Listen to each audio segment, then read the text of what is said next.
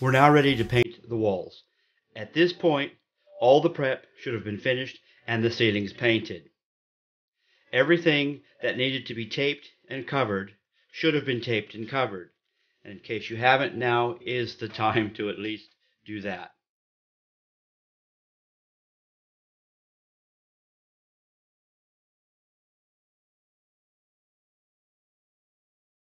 This is just a double tape job because that edge is so wide. Again, to catch the splatter from the rollers. This is a stained skirting that needed to be taped.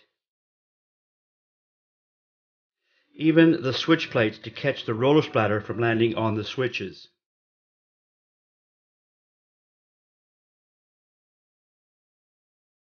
Okay, let's start cutting in. I usually always start in a corner. Doesn't really matter where you start. Just kind of take note how I'm actually handling the brush. Again, always get rid of that excess paint. You'll probably notice that by now. Go slow when you're cutting in.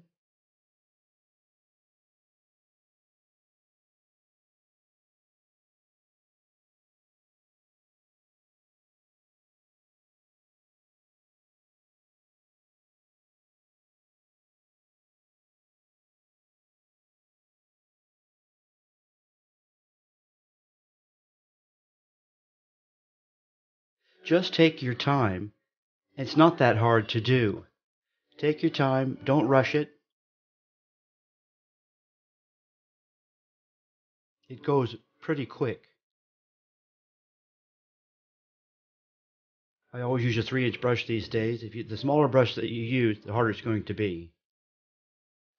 Here's one of those areas where I'm telling you never to scrape your paintbrush. Well, this is the one area where I do. Let's get a close-up so you guys can see more precisely what I'm doing here. Okay, so just a little tiny bit of on your brush. And when I say you scrape your brush, it's more to actually shape the brush so it's nice and skinny. Can you see that? It's nice and skinny this way.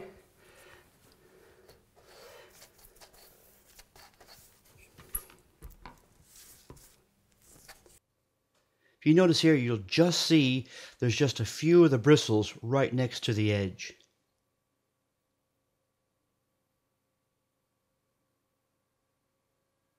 Even left-handed, only because my right hand was getting in the way of the camera.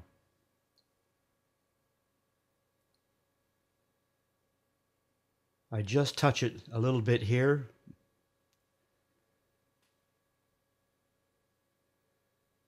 Quickly, this is how I clean up an edge.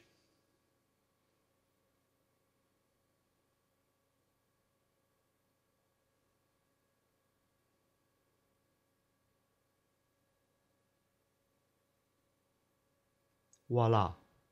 So I'm not going to get a close-up on this, but look, you might see that I haven't gone all the way across on the ceiling there, and I haven't brought this down, but normally I would go around this whole room and bring it down to where I can reach it from standing. So I know that once I start, or once I've stopped with the ladder work, it's all finished until I get back on the second coat.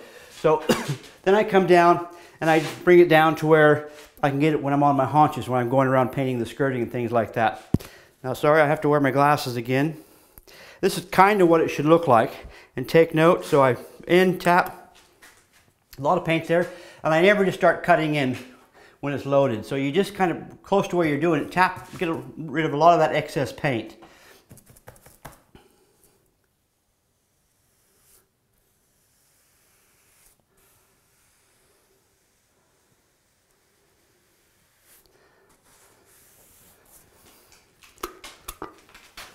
Again, get rid of the excess paint. I know you can't see with my fat head in the way.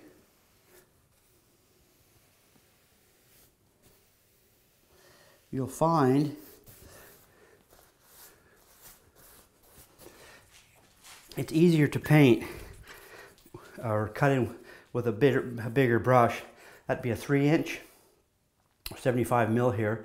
And it's a bit skinny. I like that for cutting in. The old days of the 4-inch block brush, they're gone. But you'll see now, I'll get you a close-up that I haven't got one bit of paint on that. Okay, now a lot of you, if you do feel more comfortable with putting a bit of tape on that, then put the tape on there by all means. It's just going to cost a little bit more because of the tape. It's going to take a little bit longer. But if it means that you're going to be neater and have a more professional look, it may be the way to go. But like I showed you, cutting in that skirting, do the same thing. Don't just slop the paint in there, because if you're going to get paint creep, that's when it's going to happen. That's when the paint actually sneaks its way underneath where you've taped, and it's not a good look.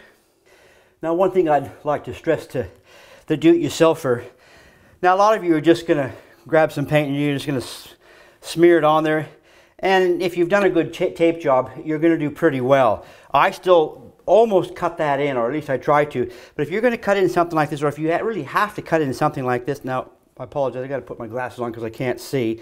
You have to get your eyes down to where you can see. You can't see yourself cutting in if you're above the brush trying to cut in. So you have to, this is what I do.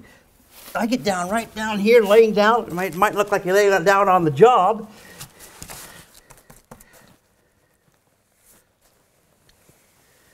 And because it is taped, I'm not super neat.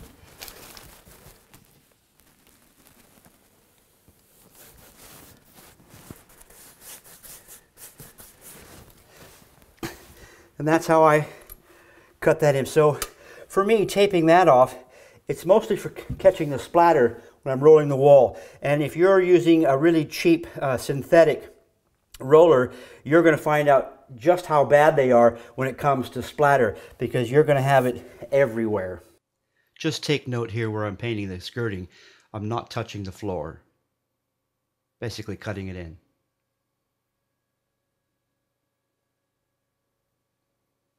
Now we're ready to paint and roll the walls.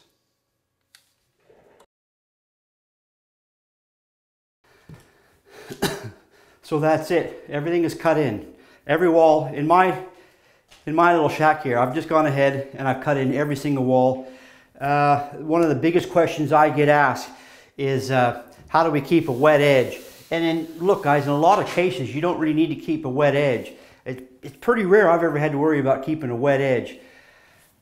There are cases where you have to do that, but it might pay anyway, just for you guys at home, just to cut in the one wall. Now, as a professional, you wouldn't do that. I wouldn't do that, but for you guys, cut in the corners just like that. So that's what it looks like. Okay, there is a way to paint that, believe it or not, with the roller. And if you're a professional, you're working for a painter, you wouldn't be doing that. Again, you'd be fired. Yeah, but for you guys at home, that's it. Cut in one wall, paint it, cut in the next wall, paint it, cut in the next wall, and paint it. Okay, probably gonna find that a little bit easier for you guys. So, first thing we do, okay, notice we have an extension pole. If you're painting like this, okay, sorry, I don't mean to laugh, but I find that hilarious. Look, there's all kinds of information out there where you paint the W or you do the Z. Okay? Well, that's not how it's done, guys. That's only how it's done on these makeover programs. Because as far as I'm concerned, they haven't got a clue what they're doing. And they're painting like this. Just with adding an extension pole on that makes your job so much easier. You have one hell of a lot more control. So look, instead of griping about how everybody else does it and think they know what they're doing, I'm just going to show you how I do it. So you got your loaded roller. You can start at the bottom. You can start at the top. You can start at the middle. It doesn't matter. But you don't start right in the corner. Now I'm starting to drip because I'm waiting too long. Okay, I start up here, come a few inches away and come down. And when you hit that wall, don't just put it down there and then come down. You're moving already. You're coming down as you move. Come all the way down, but don't quite hit the floor. Don't quite go all the way down to the bottom. Okay, come back up. You push your paint up through all that heavy bit. Where you first put that roller, you got a heavy bit. You go through that heavy bit. You start working your way towards the corner. And you might have to go up and down several times.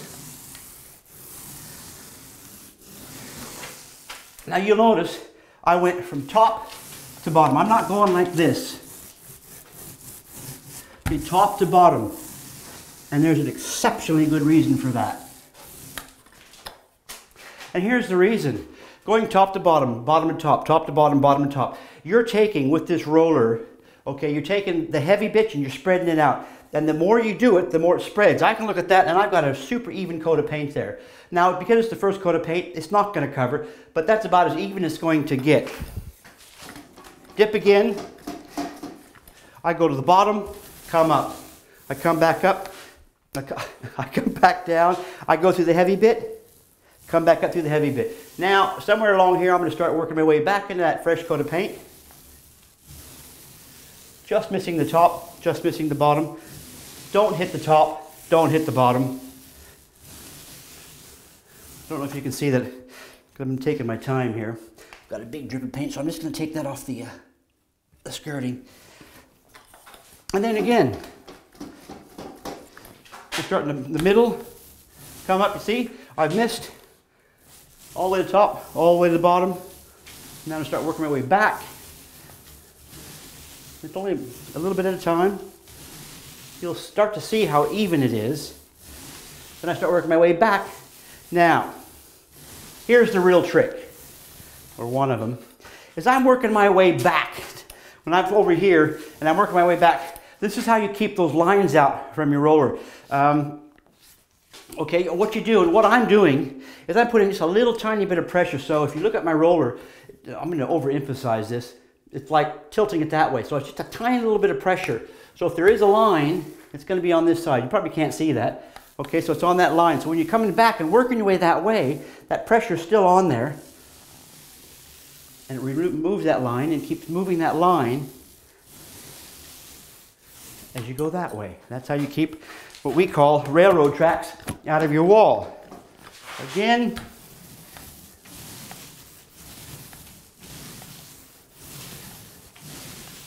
the other neat little trick is you have to know how much, a certain amount of paint has to stay in your roller to work properly. When you start having to push, because look, I can keep going, I can probably get this whole wall done here, okay? Won't have any paint left in there, and you're ruining your roller. There has to be maintain a certain amount of paint inside the roller.